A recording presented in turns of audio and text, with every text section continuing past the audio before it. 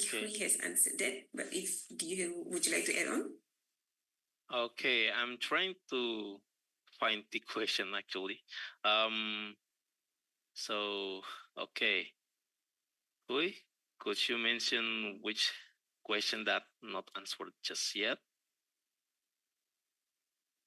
Yeah, I just mentioned you in the question that I did not answer yet about what are the difference I can see between that. the two PID auto-tune method.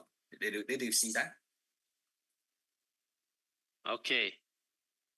So let's take the one of the question first. Okay, there's a question for from Olivia. When to use PID and transfer function? That's a great question. So we actually already mentioned that. So basically, if you have your mathematical version of the plant, especially in transfer function form, then it will be very fast to do this in transfer function way.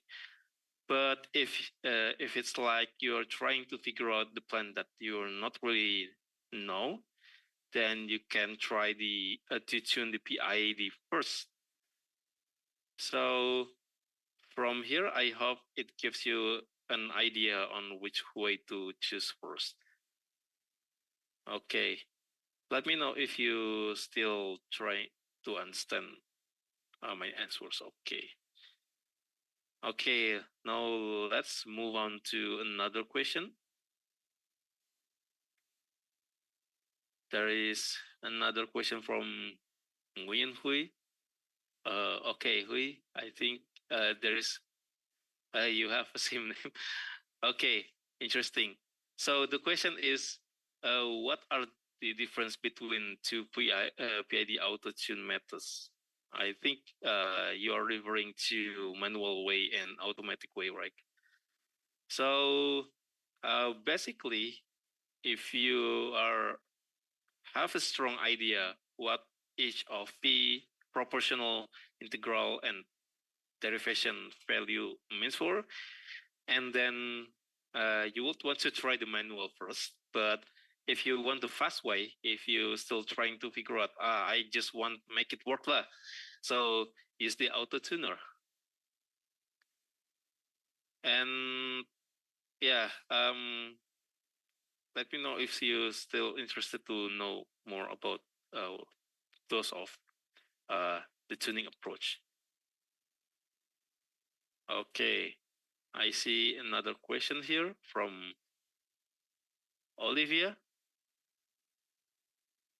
And the question is, how can we do hardware in the loop for the control system? Okay, so that's a good question actually. I will share my screen again.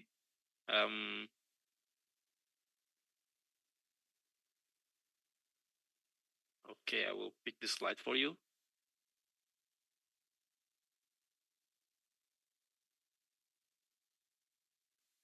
That's that one. Okay, Sharifa, I will share my screen.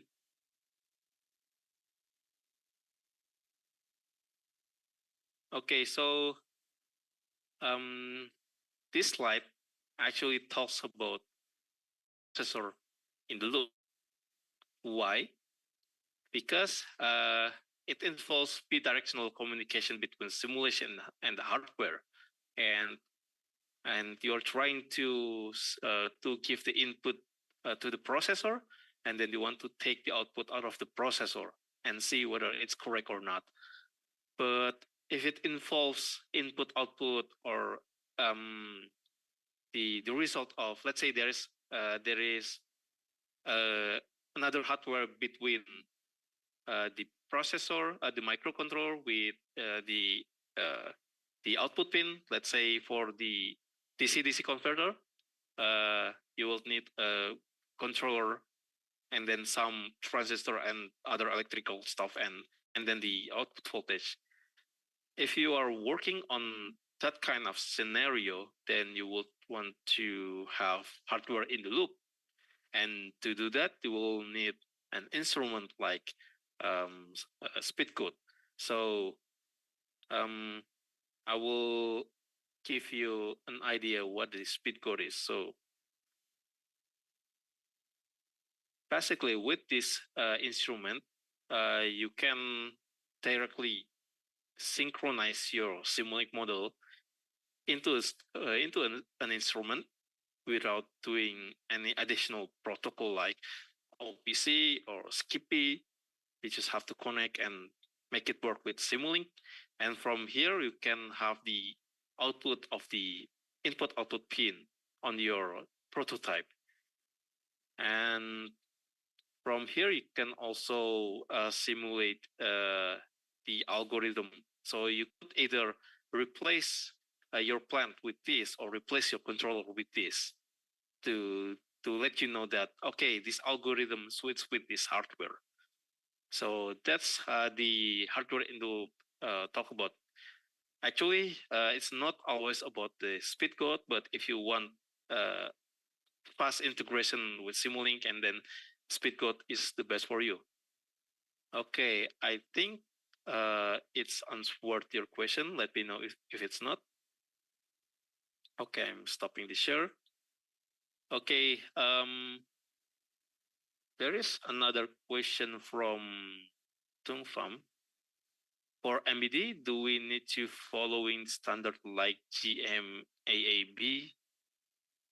Okay. Thank you for your answer, Hui. I will summarize this a bit. So basically, if you want to sell your product to Japan, then you need to have GMAAB compliance, that kind of stuff. Fortunately, there is a way to make compliance working with Matlab. So I will show you another information regarding the compliance. Okay.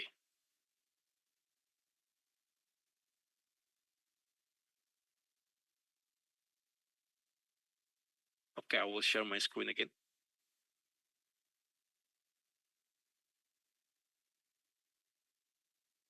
All right.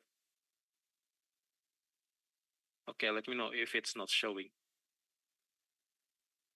Okay, from here, there is a tool called a requirement manager.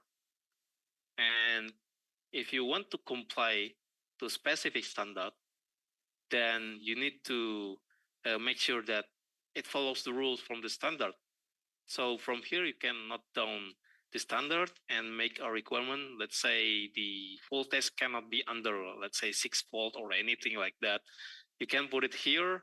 And then every time you make changes, you make improvements, it will notify you that, hey, hold up, it's no longer following the standard. And this is very helpful if you are trying to develop a prototype that won't be sold into a real market. Let's say you want to sell it in Japan, and then you probably need this to comply the standard. Okay, I think that's all for the answer. Let me know if you still have the question. Also, thank you for your answer, Romeo. Okay, is there any question that I'm not answered just yet?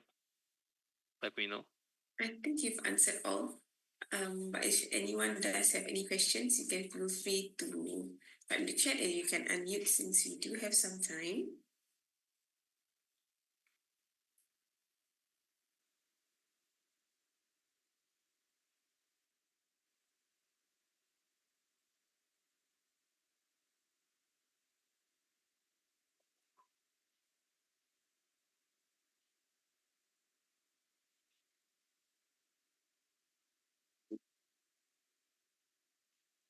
If you don't have any questions, then I think we can end the session here. Okay.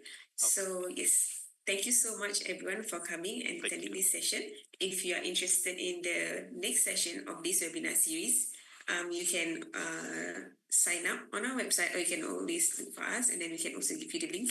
I think we showed the QR code earlier, so maybe we can send the link in the chat as well. Yes, thank you so much, and we'll be sending you the slides as well as the files used. Yes, the recording after this session, and the email address used during registrations. So don't worry about it. Thank you so much. Thank you. Drop the link in the chat below. Recording stopped.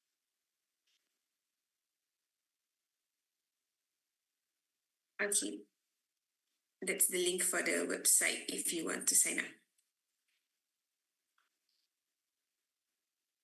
Yes, thank you, everyone. Okay, thank you.